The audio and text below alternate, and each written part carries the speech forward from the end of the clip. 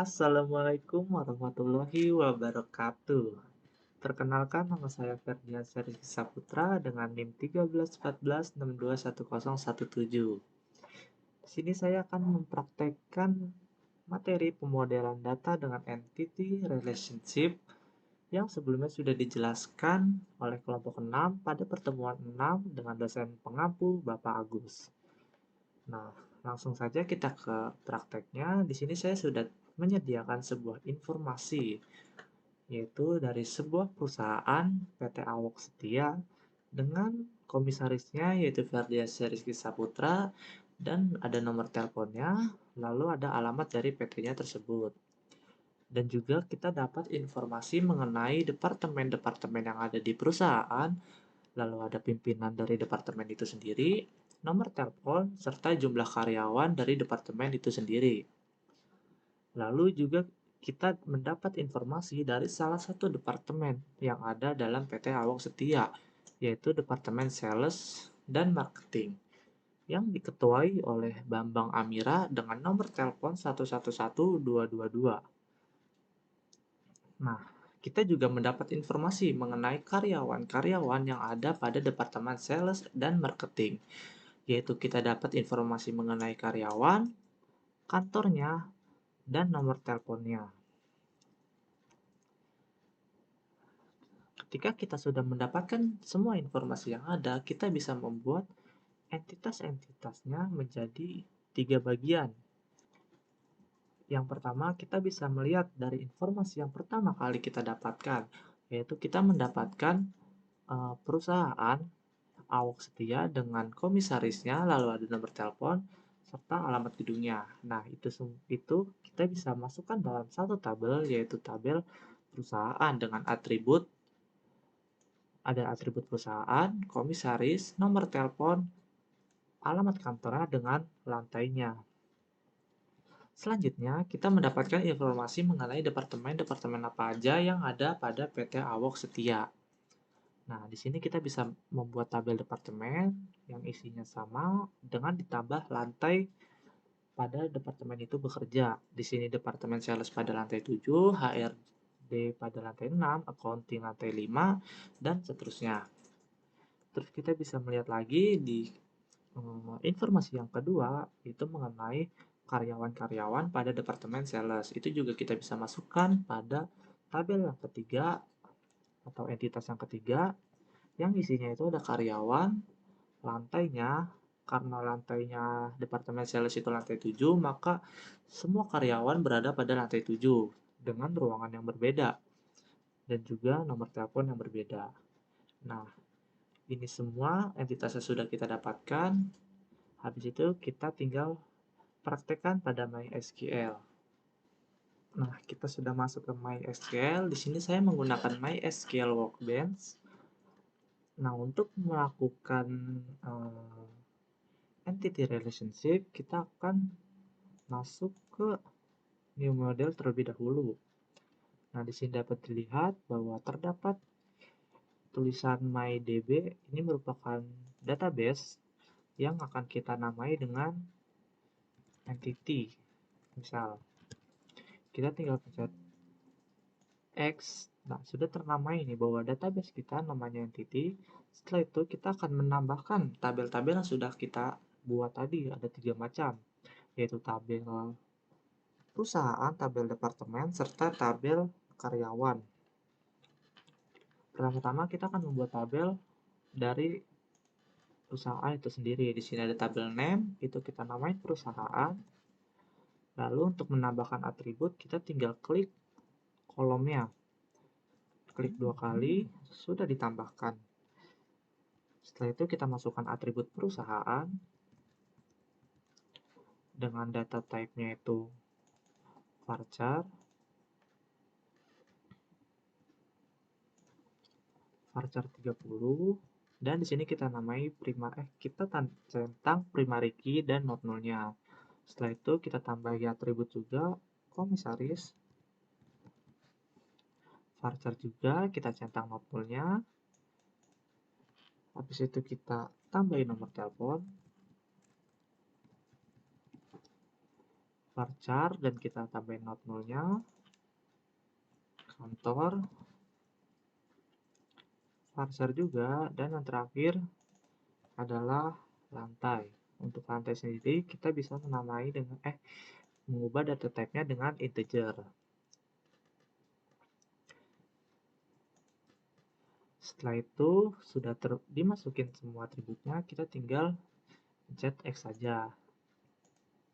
Nah, sudah terlihat bahwa satu tabel perusahaan telah ditambahkan. Nah, selanjutnya kita tambahkan tabel departemen dengan atributnya yang sudah tadi kita tentukan. Ada departemen. Di sini kita jadikan varchar 45. Lalu ada pimpinan. Varchar juga, jangan lupa not nolnya. Ada nomor telepon. Untuk kolom name nomor telepon ini jangan sampai berbeda dengan tabel sebelumnya. Kita cetak not 0, lalu ada jumlah karyawan, not 0 juga. Untuk jumlah karyawan kita bisa jadikan integer.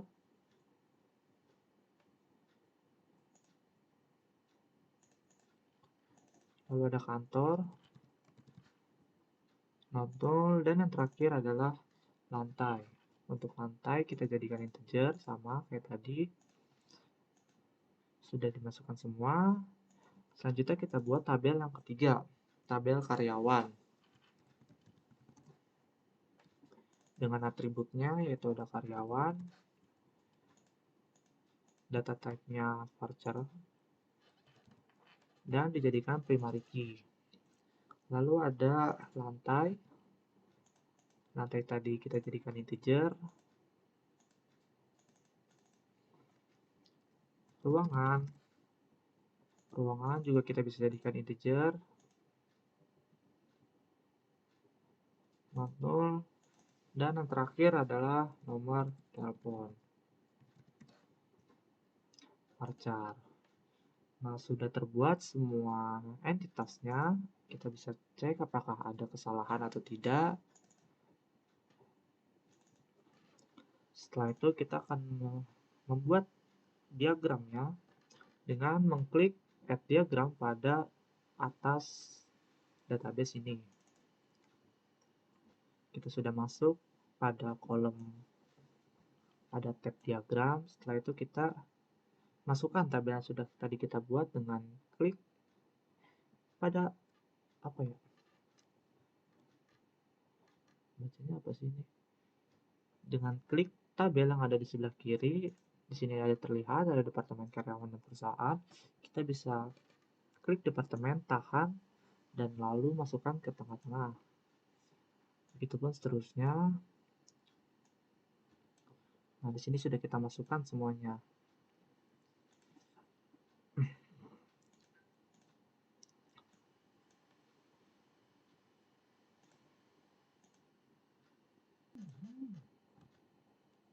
Nah, setelah tabel semua sudah kita masukkan, kita akan merelasikan satu persatu tabelnya.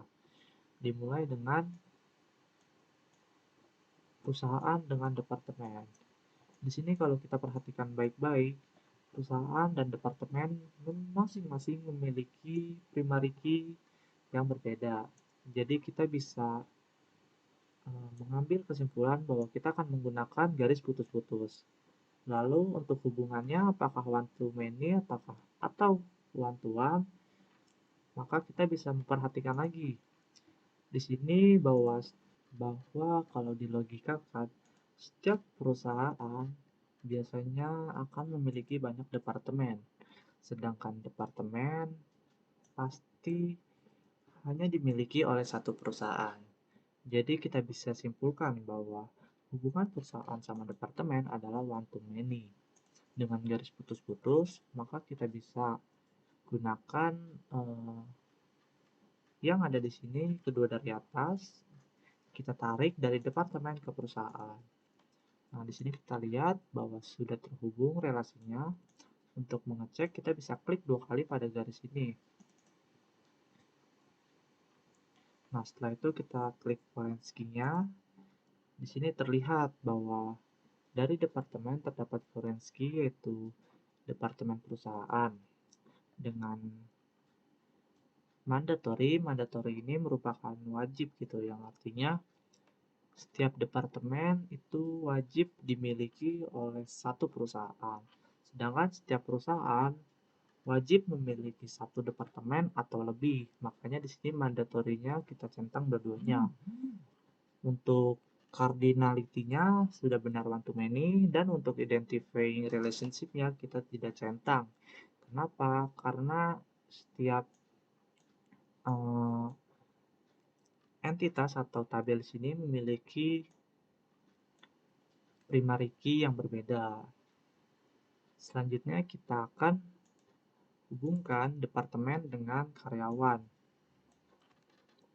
Nah, di sini kalau kita lihat kembali, karyawan dan departemen memiliki primary key yang berbeda. Jadi kita bisa simpulkan bahwa kita akan menggunakan garis yang putus-putus. Selanjutnya kita cek lagi bahwa setiap karyawan itu biasanya hanya boleh memiliki satu departemen. Sedangkan satu departemen pasti boleh dimiliki oleh semua orang atau banyak orang. Nah, hubungannya adalah one to many. Jadi kita bisa tarik lagi sama seperti tadi dari karyawan ke departemen. Nah, sudah terlihat tuh bahwa garisnya putus-putus dan di sini terdapat lambang one to many. Dan juga pada kolom karyawan ini terdapat atribut tambahan yaitu departemen yang artinya itu merupakan foreign key yang menjadi penghubung antar kedua tabel. Mari kita cek untuk relationship-nya. Di sini untuk foreign key-nya sudah benar ya, bahwasannya pada kolom tabel karyawan foreign key-nya itu karyawan, dan mandatorinya juga kita centang dua-duanya karena seperti tadi bahwasannya setiap karyawan itu wajib memiliki satu departemen, nggak boleh lebih karena hubungannya one to many. Sedangkan untuk departemen wajib memiliki satu atau lebih dari karyawan.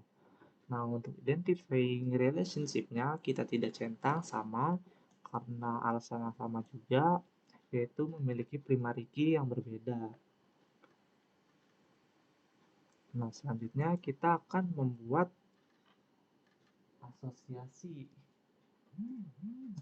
Untuk membuat asosiasi, kita perlu menambahkan tabel. Kita bisa klik yang ada di sini, lalu klik acak aja pada kotak-kotak di sini, sudah terlihat gitu. Kita bisa add tabelnya seperti di klik 2 ini, lalu kita tambahkan di sini, tambahkan kolom jabatan. Untuk kolom name-nya kita bisa beri nama, jangan nama dah, kita beri karyawan aja karena kita memiliki atribut karyawan. Dengan data type-nya itu varchar. Nah, untuk di sini kita tidak boleh menambahkan primary key karena jadi kita tidak perlu centang. Setelah itu kita membuat masa jabatan karena di sini merupakan tabel jabatan. Dan juga kita centang notnya. Di sini sudah terlihat gitu bahwa tabel jabatan sudah masuk ke dalam database kita. Setelah itu kita akan relasikan ke tabel yang lain. Di sini saya ingin merelasikan antara departemen, karyawan, dan jabatan. Nah, untuk relasinya kita lihat kembali nih bahwa jabatan dengan departemen terlebih dahulu. Di sini mereka memiliki primary key hanya satu. Jadi kita bisa mengambil kesimpulan bahwa kita akan menggunakan garis yang tidak putus-putus. Begitupun dengan jabatan ke karyawan. Lalu untuk hubungannya, bahwa kita lihat kembali pada tabel jabatan ini, biasanya jabatan itu hanya bisa dimiliki oleh satu departemen, sedangkan departemen pasti bisa dimiliki oleh satu jabatan atau lebih. Jadi hubungannya adalah one to many dengan garis panjang, tidak putus-putus. Oke, di sini garis tidak putus-putus dan one to many ada pada keempat. Kita tarik dari jabatan ke departemen. Nah, setelah itu kita hubungan dengan karyawan juga sama hubungannya dengan departemen. Tarik lagi dari jabatan ke karyawan. Nah, di sini pada tabel jabatan terlihat itu bahwa terdapat dua tambahan atribut yang merupakan forenski dari masing-masing tabel. Ada dari departemen, yaitu forensiknya departemen, dan karyawan, forensiknya karyawan. Nah, untuk relasinya kita bisa cek gitu. Pada forenski di sini terlihat bahwa identifying ini tercentang karena alasannya tadi sudah dijelaskan bahwa primary key-nya di sini hanya dimiliki oleh satu orang saja, satu tabel saja. Selanjutnya kita akan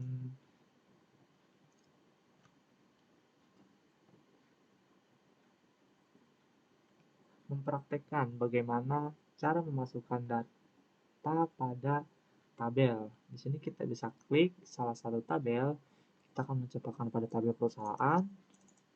Sudah, lalu di sini tombol bawah ada kata insert. Di sini kita bisa klik untuk memasukkan data. Nah, terlihat gitu bahwa atribut masing-masing di sini masih kosong. Kita bisa memasukkan atributnya yaitu dengan klik 2.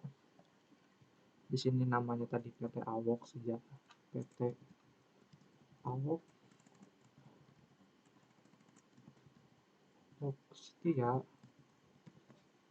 Lalu komisarisnya saya sendiri.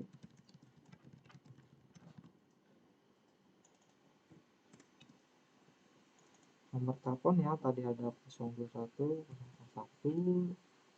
Untuk kantornya adalah gedung baru dan yang terakhir lantai 8. Nah, setelah sudah kita bisa klik X di sini.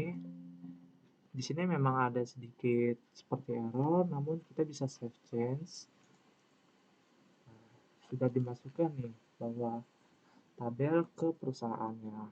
Mungkin itu saja dari saya. Terima kasih. Wassalamualaikum warahmatullahi wabarakatuh.